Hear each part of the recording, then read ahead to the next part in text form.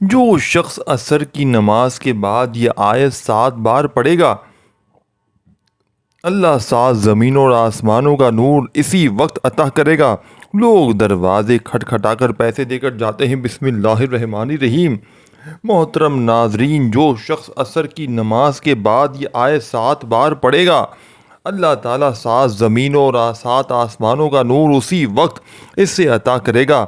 آج کا وظیفہ بہت ہی خاص اور مجرب ہے۔ نماز عصر کے بعد اگر یہ تسبیح پڑھی جائے تو آپ رزق اور دولت سے مالا مال ہو جائیں گے، آپ کی ہر پریشانی دور ہو جائے گی اور آپ کے رزق میں بے شمار اضافہ ہوگا۔ اس آیت کی اتنی فضیلت و برکت ہے کہ حضور پاک صلی اللہ علیہ وآلہ وسلم نے ارشاد فرمایا کہ جو شخص اس آیت کو فرض نماز کے بعد 3 دفعہ پڑھے گا تو مرتے وقت اس کا ایک پاؤں قبر میں اور دوسرا پاؤں جنت میں ہوگا۔ ہر مسلمان عاقل بالغ مرد و عورت پر روزانہ 5 وقت کی نماز فرض ہے۔ اس کی فضیلت یعنی فرض ہونے کا انکار کفر ہے۔ جو جان بوجھ کر ایک نماز ترک کرے وہ فاسق، سخت گناہگار اور عذاب نار کا حقدار ہے۔ حضرت جابر رضی اللہ تعالیٰ عنہ سے روایت ہے کہ رسول اکرم صلی اللہ علیہ وآلہ وسلم نے فرمایا، ایمان اور کفر کے درمیان فرق صرف نماز کا چھوڑنا ہے۔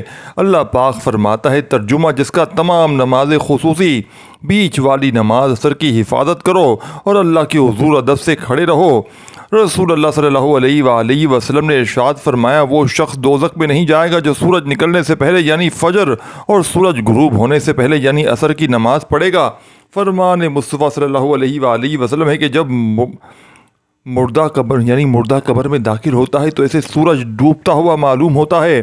وہ آنکھیں ملتا ہوا اٹھ بیٹھتا ہے اور کہتا ہے، ذرا ٹھہرو، مجھے نماز تو پڑھنے دو۔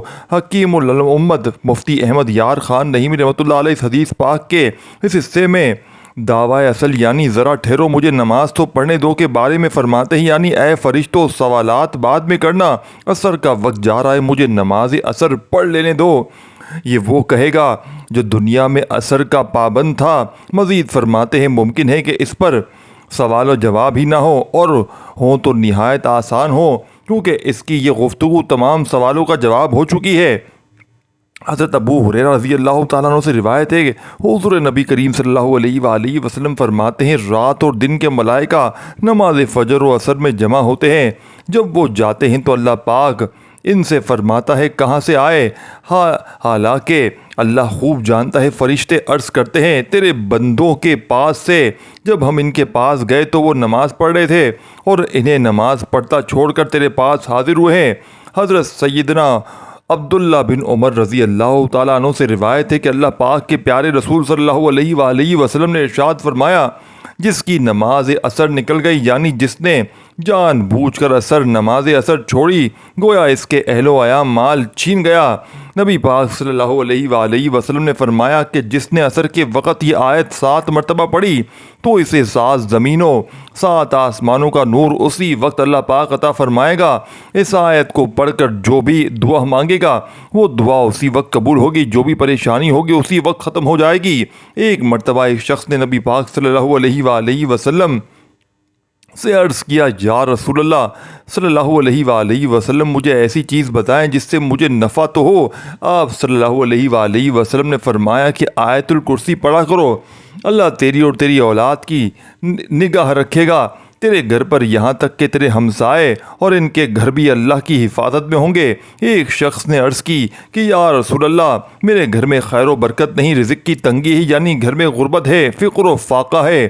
تو آپ صلی اللہ علیہ وآلہ وسلم نے فرمایا کہ تم آیت الکرسی کیوں نہیں پڑھتے؟ عصر کی نماز کے بعد آیت الکرسی لازمی پڑھا کریں، اللہ تعالیٰ دنیا کی ہر چیز آپ کو عطا فرمائے گا۔ قرآن حکیم کی سورۃ بقرہ کی آیت 255 جو از روئے حدیث بڑی فضیلت اور عظمت والی ہے، اس میں توحید ذات اور عظمت صفات الہی بیان فرمائی گئی ہے۔ مسلمان یہ آیت بالخصوص خوف و خطرے کے وقت پڑھتے ہیں۔ آیت الکرسی بہت بڑی عظمت و رفعت والی آیت ہے اور اس بلندی اور برتری کا سبب اس میں بیان کردہ باتیں ہیں وہ یہ رب العالمین کی توحید کی کبریائی برائی صفات پر مشتمل ہے۔ قرآن کریم کی ہر آیت کریمہ عالی مرتیب اور عظیم القدر ہے، لیکن ان میں سے عظیم ترین آیت آیت الکرسی ہے۔ آیت قرآنیہ میں سے یہ واحد آیت کریمہ ہے جس کو حضرت صلی اللہ علیہ وآلہ وسلم نے بطور وظیفہ کثرت سے تلاوت کیا اور صحابہ کرام اور امت مسلمہ کو تلاوت کی بار بار تاکید فرمائی۔ مثلاً 5 نمازوں کے بعد رات کو سوتے وقت اپنی مادی چیزوں کو جن وان سے محفوظ رکھنے کے لیے خصوصی طور پر تلاوت کی تعلیم عطا فرمائی ہے۔ اسی لیے ہر مسلمان کو چاہیے کہ وہ اس کو بطور وظیفہ اپنانے کی کوشش کرے اور اس آیت کے فیض و برکات کو سمیٹنے کا اہتمام کرے۔ اور نبی کریم صلی اللہ علیہ وآلہ وسلم کی متعدد احادیث سے ثابت ہے کہ آیت الکرسی قرآن کریم کی عظیم ترین آیت ہے۔ اسی لیے اس میں ذات باری تعالیٰ کی توحید، اس کی عظمت اور اس کی صفات کا بیان ہے۔ حضرت ابی بن کعب رضی اللہ تعالیٰ عنہ بیان کرتے ہیں کہ رسول پاک صلی اللہ علیہ وآلہ وسلم نے فرمایا کہ آیت الکرسی قرآن کریم کی عظیم ترین آیت ہے۔ وقت کی نزاکت کو مد نظر رکھتے ہوئے آئے ناظرین آج کے اس بابرکت عمل کی طرف چلتے ہیں، لیکن اس سے پہلے آپ سے گزارش ہے کہ آپ اس چینل پر ابھی تک نئے ہیں اور آپ نے ابھی تک اس چینل کو سبسکرائب نہیں کیا تو خدا را اس چینل کو ابھی سبسکرائب کر لیں، کیونکہ ایسے بہت سے وظائف، بہت سے اعمال آپ کے حوالے ڈیلی بیسس پر کرتا رہوں گا۔ اب عمل کیا ہے؟ نماز عصر پڑھنے کے بعد باوضو مصلی پر بیٹھ کر سب سے پہلے نبی کریم رؤوف الرحیم صلی اللہ علیہ وآلہ وسلم کی ذات پاک پر 3 بار درود پاک پڑھنا ہے۔ درود پاک آپ کوئی سا بھی پڑھ سکتے ہیں۔ آپ سب سے چھوٹا اور مختصر سادہ درود پاک صلی اللہ علیہ وآلہ وسلم پڑھ لیں، یا پھر آپ صلی اللہ علیہ محمد پڑھ لیں، یا پھر آپ نماز والا درود ابراہیمی پڑھ لیں، کیونکہ درود ابراہیمی کی فضیلت و برکت سب سے زیادہ ہے۔ اور روایات میں آتا ہے کہ ہمارے پیارے آقا صلی اللہ علیہ وآلہ وسلم بھی تمام درودوں میں درود ابراہیمی کو ہی سب سے زیادہ مجرب رکھتے، اور آپ نے کوشش کرنی ہے کہ درود ابراہیمی ہی پڑھیں۔ درود ابراہیمی ایک بار میرے ساتھ بھی پڑھیے گا تاکہ ثواب ہو۔ اللہم صلی علی محمد وعلی آل محمد کما صلیت علی ابراہیم وعلی آل ابراہیم انک حمید مجید۔ اللہم بارک علی محمد وعلی آل محمد کما بارکت علی ابراہیم وعلی آل ابراہیم انک حمید مجید۔ 3 بار درود پاک پڑھتے ساتھ ہی فوری طور پر آپ نے اپنے خاص مقصد کی نیت کرنی ہے۔ ہر بندے کا مقصد الگ ہے، ہر بندے کی حاجت الگ ہے۔ کوئی کرائے کے مکان میں رہتا ہے اور اپنا ذاتی مکان خریدنا چاہتا ہے، کوئی بے روزگار ہے، اچھا روزگار چاہتا ہے، کوئی بہترین نوکری چاہتا ہے، یا اپنے کاروبار میں کامیابی چاہتا ہے۔ پہلے کاروبار اچھا چل رہا تھا لیکن اب کاروبار رک چکا ہے۔ کاروبار میں ترقی عروج کامیابی کے لیے آپ اس خاص عمل کو، اس خاص وظیفے کو پڑھ سکتے ہیں۔ آپ اپنے گھر کے حالات کو بہتر بنانے کے لیے بھی پڑھ سکتے ہیں، جلد شادی کے اسباب کے لیے بھی پڑھ سکتے ہیں۔ اگر آپ مقروض ہیں، قرضوں کے دلدل میں پھنسے ہوئے ہیں، اس دلدل سے نکلنے کے لیے بھی آپ اس خاص وظیفے کو پڑھ سکتے ہیں۔ الغرض آپ کا جو بھی مسئلہ ہے، جو بھی حاجت ہے، آج رب کریم سے، رب العزت کی بارگاہ میں سر بسجود ہو کر مانگنا ہے۔ آج یہ نہ سوچیے گا میں تھوڑا مانگ لوں، آج یہ نہ سوچیے گا میں 1-2 لاکھ مانگ لوں۔ آج اللہ رب العزت سے جو بھی مانگیں گے، میرا رب، میرا اللہ آپ کو ضرور عطا فرمائے گا۔ اپنے خاص مقصد کی نیت کرتے ساتھ ہی فوری طور پر آپ نے ایک بار اعوذ باللہ من الشیطان الرجیم بسم اللہ الرحمن الرحیم پڑھ کر وظیفے کا آغاز کرنا ہے۔ طاؤس اور تسبیحاں پڑھنے سے تمام شیطانی اثرات ختم ہو جاتے ہیں، اور جس کام کے شروع میں طاؤس تسبیحاں پڑھ لیا جائے، اس میں برکت ہوتی ہے، اس میں خیر ہوتی ہے، اس میں سلامتی ہوتی ہے۔ جب آپ نے اپنے تمام مقاصد کی نیت کر لی، طاؤس تسبیحاں پڑھ لیا، تو آپ نے فوری طور پر اپنی آنکھوں کو بند کرنا ہے اور پوری توجہ دھیان کے ساتھ سب سے پہلے نمبر پر جو وظیفہ آپ نے پڑھنا ہے، وہ وظیفہ آیت الکرسی کا وظیفہ ہے۔ آیت الکرسی کو آپ نے کتنی بار پڑھنا ہے، توجہ کیجیے گا دوستوں۔